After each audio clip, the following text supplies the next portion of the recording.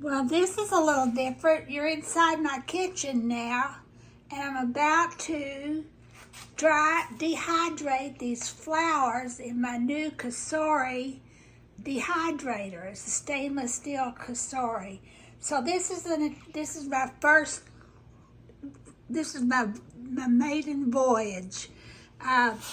These are fairy roses right here. This is a combination of African or crackerjack marigolds, which are just giants, and zinnias. I'm going to dehydrate them. I'm going to start out at 115 degrees for 4 hours. So we'll see how it comes out. The crackerjack marigolds have a fragrance, and that's just a marigold fragrance. It smells just like old grandma marigolds. And these little fairy roses have just an old-fashioned rose fragrance. It's not doesn't just knock you out, but it does have a bit of a fragrance. So I'm going to be checking for color and for fragrance.